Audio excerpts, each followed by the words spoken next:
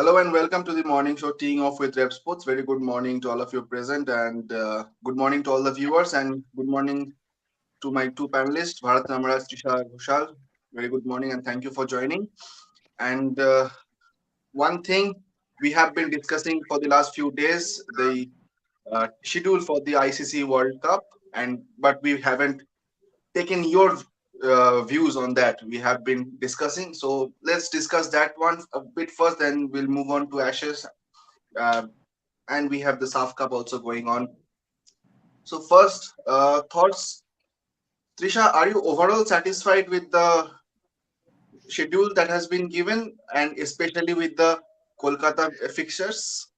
Kolkata haven't got the Pakistan match, but yes, the Pakistan match can come to Kolkata if the semi-final happens between India and Pakistan. So See, honestly, I'm not very. I'm not really obsessed with India Pakistan being in Kolkata, or that some particular match has to be in Kolkata.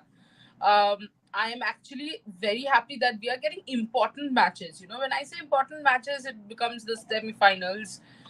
This year we have got it in Eden Gardens because it's a long time since we have got some important. We generally keep getting these, pretty easy matches in Eden. I think India South Africa is a very good match. Yes, India South Africa obviously doesn't have all the masala of a India Pakistan match, but it is equally important. And if you see, it's a little later in India's schedule in the World Cup, which basically means that it could well be a very important fixture in the context of whether India will qualify or not. And since the semi-final, people generally are greedy, right? Now that we have got a semi-final in Eden, I'm just hoping that it's India's semi-final. It doesn't matter if it's with, as I told you, I don't look at India Pakistan generally the way others look at it, because it's just another game for me. you It's are speaking important. like a player and a coach. I think, yeah, I mean that trait is there, so it's not like it's a big deal. But yes, I would like India semi-final to be there, and Rohan and I will go and watch it together. Bharat, if you want to come down, of course, sure. What are your thoughts on the schedule been given? Are you happy with the matches? Yeah, but also let us look at some other teams. For example, Afghanistan and Bangladesh. It is interesting to see that Bangladesh are getting their matches in Dharamsala, Pune, Right. Mumbai, whereas Afghanistan are getting their matches at Delhi. A Hmm. couple of one match against England at Delhi. They also have, I think, a match in Chennai. So I guess these two teams would want to exchange those venues. No, I'm just saying because Bangladesh are playing England and there are all these sort of SENA countries, if not, of course, not New Zealand, but SEA countries in Wankhede, I think Pune, and the other one is Dharamsala. So not looking great for Bangladesh, looking better for Afghanistan. Just thinking about some other teams. But this Because next Afghanistan have England at Delhi, so it's going to be a very interesting match.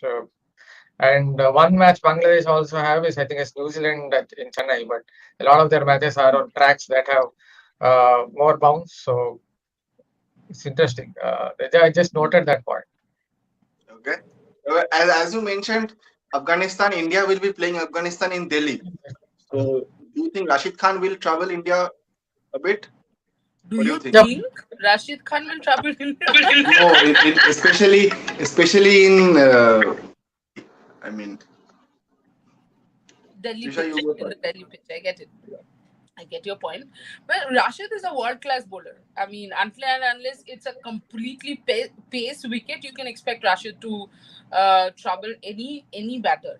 And Indian batters in the recent times, both Bharat and Rohan have become pretty weird against spin. I mean, weird is the word. They will hit spinners Yeah. and then they will get out to them as well. And that's why it's a little bit of a concern, especially because you know how India likes gifting a few matches here and there in the World Cup, Bangladesh, Afghanistan. They just like motivating other teams. So yeah, Robin Hood of sports of World Cup. yeah. Bharat, your thoughts on that? Actually, it is one point. Actually, it is England who do that a lot. Even when they won that 2022 World Cup, they ended up losing to Ireland. Actually, India is the one you expect to lose one or two out of this weaker team. Okay. So Bharat, uh, analyzing India's pictures in depth, India versus Australia in Chennai, versus Afghanistan in Delhi, Pakistan in Ahmedabad, Bangladesh in Pune, New Zealand in Dharamsala. So what do you think is the toughest test for India in these matches? Because in Dharamsala, fast track, train bold bowling from the New Zealand side. Again in Chennai also, Nathan Land in Chennai, uh, in Eden Garden, South Africa. So, what are your thoughts? Which is the toughest test for India in these Actually, fixtures? India in ODI cricket, I think looks like a settled side to me, at least as of now. So I expect them to at least win seven matches, if not more. That's what I feel. But if you ask me, then even New Zealand Dharamsala, I guess if that played Australia and Dharamsala, it would have been very interesting because on those fast pitches, I don't think New Zealand have those tall hit the deck fast bowlers, which Australia have.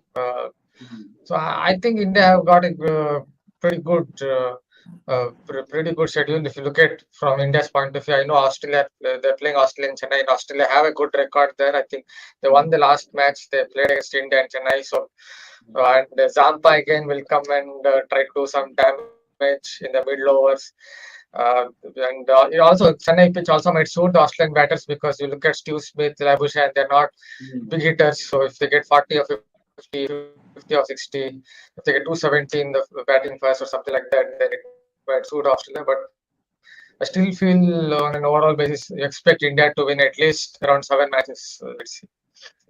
They might lose one, they might lose two, but I think they will win seven around that. Yeah. But as Bharat says, it would be interesting if it was Australia, but I don't think it was. It will be interesting, but dangerous. What are your thoughts, Trisha? Well, I think the schedule is pretty. I would say it is pretty looks pretty good for in India, and I kind of agree with Bharat. India's ODI side among all the three, I mean sides, as in according to the formats, is the most settled one. So I do expect India, as Bharat said, I expect India to qualify to the semi-finals quite easily. Other than that, I think for me, India, South Africa, and Eden Gardens would be interesting because I will be watching it live. That's it. Rest of it, see, with big teams, it is always interesting. Australia, I mean, the pitch might not be Hmm. exactly what favors them, but they are that kind of a side which will trouble you. Also, see, it's a World Cup and it's a one-off match, so Afghanistan match would could also be interesting, but I just hope that all the like none of the matches are one-sided, because then a 50-over match one-sided is a very difficult Becomes thing to boring. watch. Yeah, Yeah, and we have to becomes watch it boring. because we are working on it. So that's why I'm just hoping none of these are one-sided. Exactly. Uh, Especially for those who are writing the reviews, a Bharat boring is match. one among them. That's why Bharat is smiling. Bharat is like, Bharat you are only smiles going to watch, man. I have to write the review also. Bharat smile says a lot. Bharat, I know you have experienced a lot of matches, boring matches like that, but for the sake of writing, you had to watch it. So, any particular match that you are looking forward to on a personal level, fan perspective? Any particular match? I guess if it's not, if you are thinking of a keen tussle, then might be India versus England. How this matchup goes against each other. This one match I might be looking forward to because obviously in 2019 World Cup, England won, and now at present England are not having the best of settled side. But if they get it right, if they get all their players right, they can again go bang bang. So that would be an interesting matchup because India is a kind of side that takes its time, then goes big. So we have completely two different approaches there. So Hmm. I guess that would be a keen tussle and interesting matchup. Okay. And so it was good discussion about the schedule. We will discuss as we go on along. But another one, uh, on the first day in Lords, the Ashes second test.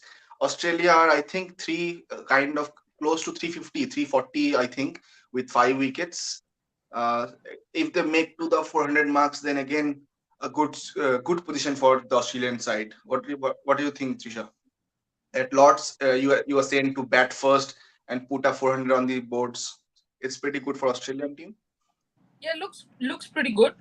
Uh, Yesterday, I felt that in the first two sessions, somehow the England bowlers weren't really hitting the deck would be the wrong word. I don't think they were hitting the right channel. Mm. They looked a little less effective than they are in general. I know there has been a lot of talk about Ollie Robinson and his speed and the speed he's bowling at. I think more than the speed that he's bowling at, I was a little concerned initially about the channel that they're bowling at. Uh, Tongue, I think, was good at one point. He got the wickets as well. But in Robinson in the third session was bowling according to a particular plan, and he was executing that pretty well. I think one of the reasons that obviously Labuschagne got out. But then Joe Root, I mean, Joe Root has become a more important spinner for England than their main spinners.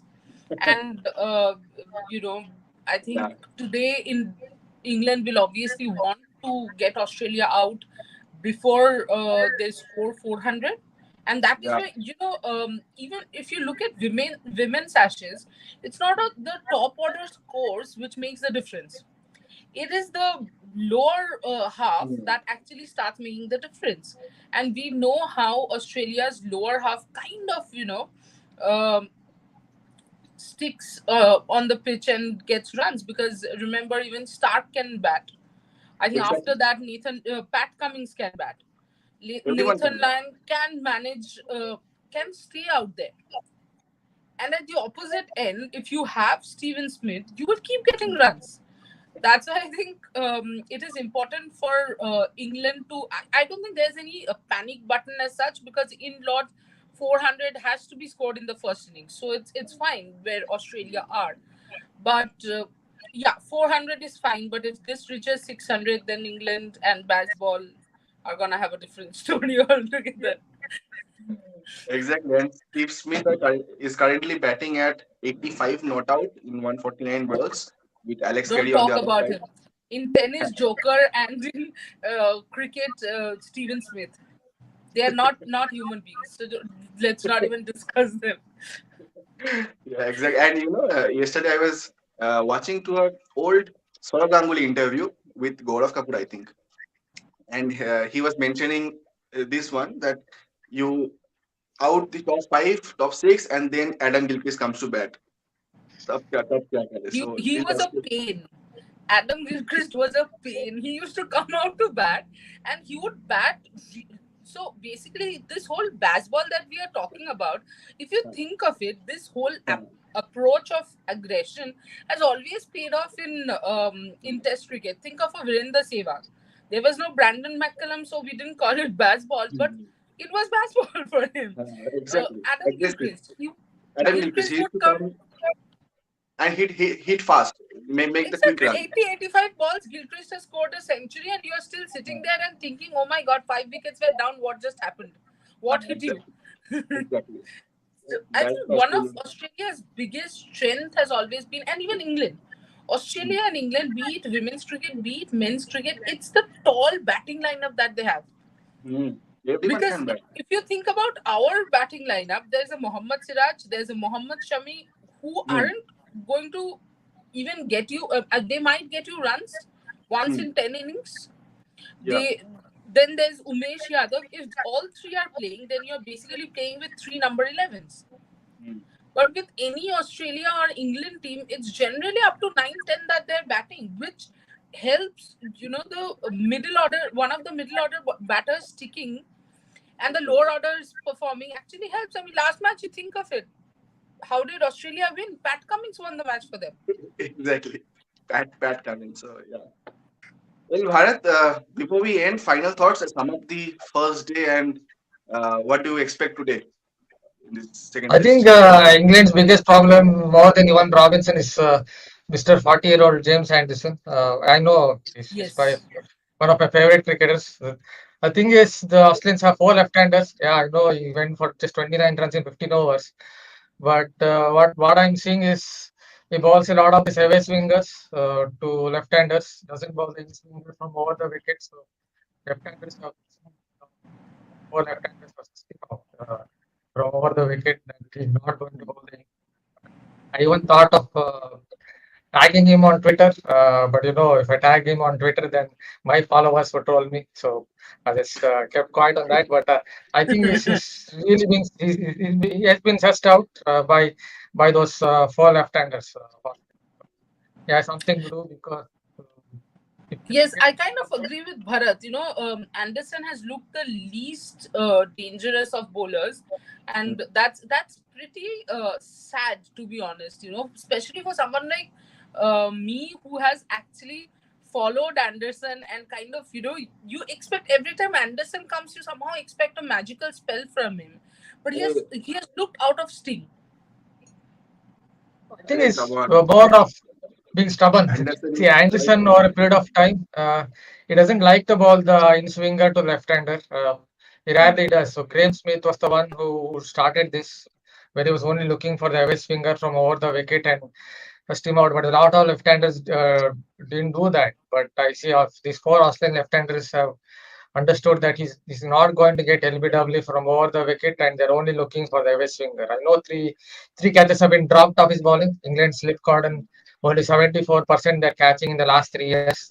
I think only Bangladesh are worse than England in that sense. So if the slip Corden is not good, you don't expect to win test matches, especially against outswing bowler who basically gets edges. But I still feel he has to get the in swinger going from over the wicket. He's been very stubborn over 21 years. But if he doesn't do that, I think I could be writing retirement piece on. No, joking. I might be writing one retirement piece in three test matches. Bharat, interesting. But also Actually, I he's was talking 40. to my brother-in-law about the same thing, that the way Anderson is bowling, high chances this is his last Ashes. I mean, not only his last Ashes, could well be his last series. So it's pretty uncanny that even Bharat says so. But yeah, I think because he was stubborn, he has played 21 years. But maybe, the thing is, you have to upgrade yourself a little all the time. Our phones do that. Smart devices do that. Smart people should also do that. But look at yourselves and we as a fans also. Iman Chetri at 38, we are expecting him to score goals. Yeah. Anderson at 40, we are expecting him to bowl the way he used to bowl 10 years back. Yeah, see, What I did I think tell with you at the beginning of the show? We are one more really, point really thing good. with Jimmy is, you know, uh, in 2010, 11, I think 2009, 10, yeah, 2009, 10, they were playing a wondrous test. I think this was the only time I think he tried a lot of in swingers. That was to his nemesis, Graham Smith, and he went and hammered him and scored 100. After that, from over the wicket, this guy rarely ever bowls an in swinger. So either he bowls over the wicket and gets the ball to go away, and then goes round the wicket and tries to get Yeah. the four left Okay. hands are completely seeing only leaving the ball outside off. That is why Broad gets the wickets. Okay. And Tisha, you were saying something about the fans before we end the show? Yeah, I said we fans are greedy. We want everything. Yeah, I mean, when Sachin was retiring, I remember my mom had given this dialogue. I was howling. I was not crying. I was howling to the extent that the neighbors had come in and they thought something had happened at home. So my mom is sitting and my mom is more like, there, don't cry. And I'm like, why does he need to retire? My mom suddenly said, but he has played for 23 years. I mean, he will retire someday. He has to. So, yes, I think, if you're a fan, you're always expecting that the person, because you become a fan because of the way they have played. That's why you cannot really digest that maybe they have just become old, or maybe they are not up to the mark. Because if somebody comes and tells me that Anderson at 40 is not good enough now, um, better they save their face from my punch. Exactly. And in sports, it happens, and you have to, and we fans have to accept. One day Chetri will retire. Probably the Asian Cup in January will be his last tournament for the national team. Hopefully, he gets But to he 100 looks goals. nowhere near retiring. I mean, look, the thing is, this is there with all the legends. They're legends for a reason, and that shows. When Sachin was retiring, he was fully fit, and you thought that okay, 1 or 2 more years of cricket in him. When Hmm. Mithali retired, I think I've repeatedly said that I still feel there was 1 or 2 years of cricket left in her. When Chetri retires, I mean, how does Chetri retire? Chetri doesn't even look like he's 38. But He's he's the fittest of all the That's what players he in the looks team. fitter than an Udanta. Hmm. Udanta is at such a young age. You just compare the two, and you'll see he looks fitter. That's why thinking that he'll retire is a sad thought. Let's not start the day like that. Have you seen his goal versus Kuwait? It was such a world-class Oh, volley. And yeah, just and think of the last 3 4 matches, the way he has been scoring. He's so yeah, much at ease that you somehow completely forget that yes, he's aging, and football, of course, is physically very taxing. You have exactly. to run all the time, but yeah. But I love that. Rohan, before Chetri, will Stimat retire? Because he's taking red cards every day. Like he'll be the next thing, he won't be asked to go to the stands. He'll be asked to leave the stadium. His contract is was till September, but it has been increased for the Asian Cup. So because the team is set under him, he knows all the players know him. He have a good chemistry. But yes, I think We he's almost have 12 matches that we are unbeaten on the trot. no 17. 17 matches unbeaten. But yesterday the match versus Kuwait, when India conceded the goal, the clean sheet st- streak ended. It was 8 matches with clean sheet. That was the highest for India. So back in 1975, I think India's 70 or 75. I think India had a streak of 6 matches with clean sheets. It was 8 and 17 matches unbeaten. So fantastic Yes, work. so you know why Stimatch's contract has been extended, Yeah, and why it might again get extended, or it should ideally, because India exactly. is doing well. He has been doing good. And one thing, you have to give time. When Lionel Scaloni came to the Argentina team, he was losing matches. He was not winning, but the management kept faith in him. He won the Copa, he won the World Cup. So you have to give time to get the players adjusted to the coach and the players to get adapted.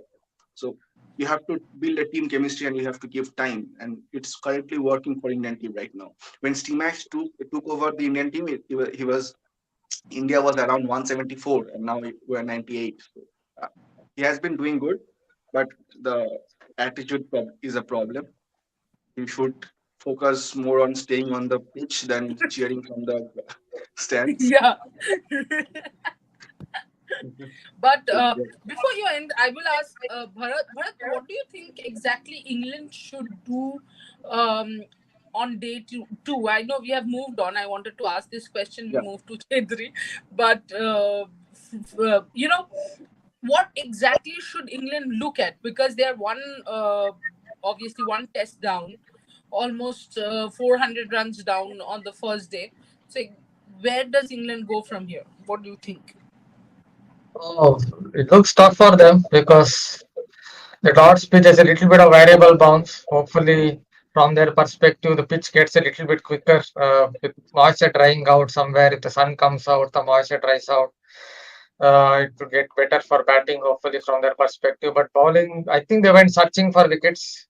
Two catches were dropped up front, one each of Kawaja and Warner. After that, they went One. searching for wickets. If you go searching for wickets, then on a pitch there's a little bit of grass, little bit of swing, becomes difficult to take wickets. I think they just have, it goes back to the basics. Just hit line and length, ball good length, ball a few deliveries from the fuller side, and wickets will come. But they already, Australia, I think, already have a slightly above par score because there's a little bit of variable bounce, and this Australian pace spin are taller, hit the deck harder, so they might get a little bit more out of the surface unless that pitch gets better for batting over a period of time. So yeah, they have a tough task, but still seem like a side that has some belief in it. So never know, the batters might come out all guns blazing. But first of all, you have to clean up the Australians. Just don't go searching for wickets. I think that's the main thing. Just hit the lines and lines, and someone has to, David Secker or someone, whoever it is, has to go and persuade that 40-year-old that if you don't bowl in swingers, left-handers, these guys have come easily planned you out and they're going to leave you from over the wicket. I know only two left-handers are remaining, but they will again try to leave him outside off, and his figures might be 25 overs, 50 runs, zero wicket. If he, I think, doesn't try the in swinger. Well, Rohan, it doesn't look very good for me. I mean, I had this bet with Joydeep Mukherjee, or one of our panelists, that England is going to win this Ashes. Well, They should have won the Edgbaston test. They dropped some 7 chances or one stumping they missed. If you see, drop there six is a chances and one competition stumping, you going don't on, win. Bharat. You don't know. It's a competition going on between the women's team and the men's team, that who can be the worst. Because the women's team also dropped a total of almost, they not only dropped, they didn't take reviews, and ended up on the wrong side. So yeah, there's an internal competition. There's an internal competition. Well, I think On Srikanth. women's ashes, I think once Charlotte Edwards left the England camp, somehow it feels like in Ashes, women's Ashes, Australia have a clear upper hand over the last 8 years, or at least on mental side of things. It feels like that. So even when England are in good positions in the last Ashes in Australia, they kept losing. There was a test match that they should have won. Somehow they ended up drawing that game as well. So I feel Australia have a clear upper hand in terms of mental side of things. Okay. I I think think Trisha. this women's Australian team is one of the best sporting teams in general. So Hmm. even when they are out of the match, when you think that this team cannot win at all, still I'm sitting and saying this team is gonna somehow manage to pull this off. This happened in the second innings also. Alisa Healy scored a 50. Then I don't know what happened to Gardner. Gardner was never such a grand turner of the ball, and she just ripped through the entire England batting. But I think because it's an all round, I mean, everybody puts their hand up. It's And I it's think just it's a also about the mentality and past experience that helps them. yes, and they have this calmness under pressure, and the Yeah. belief that they can win any match and every match. That stands out. That is the difference between their team, and you will never see any Australian player dropping their shoulders. Hmm. Whether they're absolutely almost out of the match, they will never drop their shoulders, because they know one run out here, one catch there, and cricket matches change very quickly. The the German mentality. We, Absolutely. we won't give up, and probably that plays on the opponent's minds also. We are playing Australia and they will come back, so probably we can help them by dropping the catch.